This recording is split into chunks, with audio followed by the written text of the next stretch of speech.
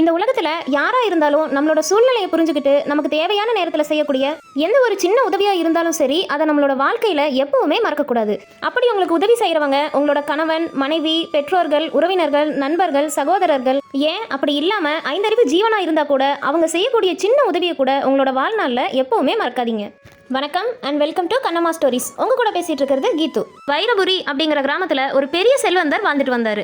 அவர்கிட்ட ஒரு அழகான கம்பீரமான ஒரு குதிரை இருந்தது. அந்த குதிரை பாத்தீங்கன்னா அந்த ஊர்ல யார்கிட்டயுமே இல்லாத அளவுக்கு ரொம்பவே வலிமை வாய்ந்ததா இருந்தது.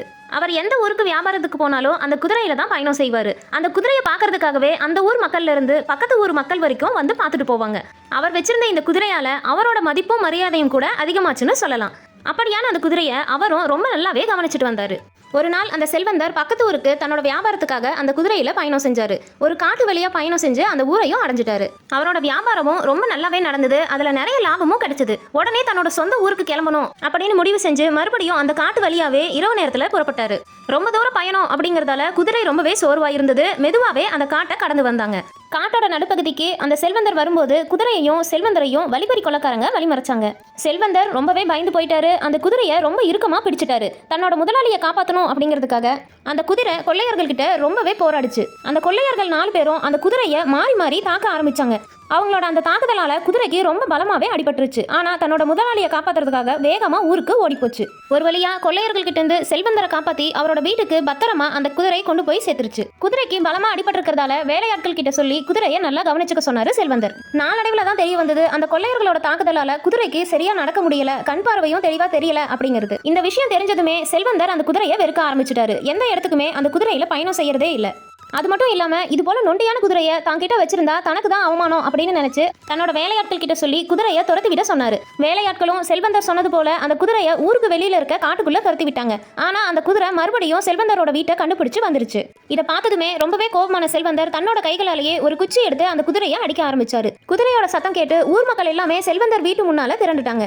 செல்வந்தர் செஞ்ச இந்த செயலால ஊர் மக்கள் எல்லாருமே ரொம்பவே கோபமாகி, ஏப்பா அந்த குதிரை எவ்வளவு கம்பீரமான குதிரை, அந்த குதிரை மாதிரி இந்த ஊர்ல யார்கிட்டயுமே இல்ல, அந்த கம்பீரமான குதிரையால தான் உன்னோட செல்வாக்குமே இந்த ஊருக்குள்ள அதிகமாச்சு. அந்த குதிரை உன் மேல வச்சிருக்க அளவில்லாத பாசத்தினாலையும் பெரிய விசுவாசத்தாலையும் அந்த கொள்ளையர்கள் கிட்ட இருந்து தன்னோட உயிரை பத்தி கூட கவலைப்படாம உன்னோட உயிரை காப்பாத்துச்சு. அப்படிப்பட்ட இந்த குதிரையை உன்னால எப்படி வெறுத்து ஒதுக்க முடிஞ்சது? அந்த குதிரை செஞ்ச இந்த நன்றியை உன்னோட காலத்துக்கும் நீ மறக்காம இருக்கணும். அதுதான் ரொம்பவே நல்லது.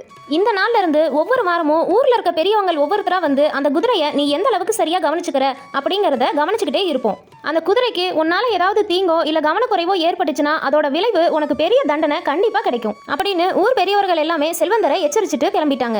செல்வந்தரும் தான் செஞ்ச தவற உணர்ந்து அந்த குதிரை கிட்ட ரொம்ப பாசமாவே நடக்க ஆரம்பிச்சிட்டாரு.